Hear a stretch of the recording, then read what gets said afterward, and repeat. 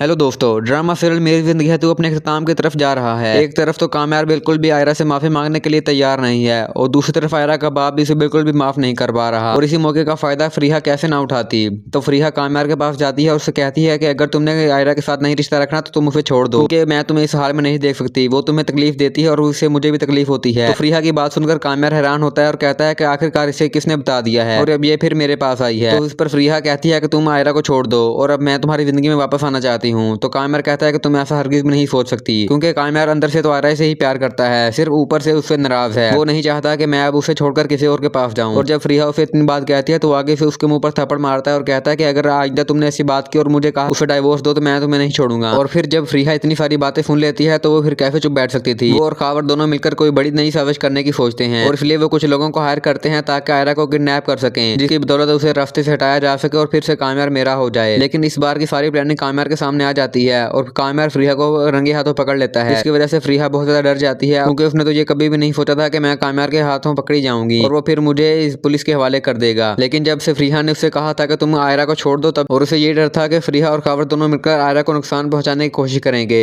और इसीलिए कामयार कहता है कि मैंने उसी दिन से तुम्हारा पीछा करना शुरू कर दिया था कि तुम लोग कहाँ जाते हो और किससे मिलते हो और तुम्हारा क्या प्लान है। इस पर फरीहा और खावर बहुत ज्यादा हैरान होते हैं और डरते हुए कहते हैं कि हमें माफ कर दो, हम आइंदा से ऐसी गलती नहीं करेंगे। तो इस पर कामयार कहता है कि नहीं, अब मैं तुम्हें माफ नहीं करूंगा। मैंने पहले भी तुम्हें माफ कर दिया था, क्योंकि तुमने लोगों ने पहले भी मेरे साथ ऐसा ही किया था और फिर मैंने तुम्हें माफ कर दिया था। लेकिन अब की बार मैं ऐसा नहीं करूंगा, क्योंकि तुम लोगों ने मुझे और आयरा को फिर से अलग करने की कोशिश की है, जो मैं हरगिज भी बर्दाश्त नहीं कर सकता। तो दोस्तों, आपको क्या लगता है कि नेक्स्ट एपिसोड में आपको कुछ ऐसा देखने को मिलेगा या नहीं? हमें कमेंट सेक्शन में अपनी राय जरूर बताइएगा और आने वाले नए नए प्रोमोस के लेकर आप चैनल को लाइक और सब्सक्राइब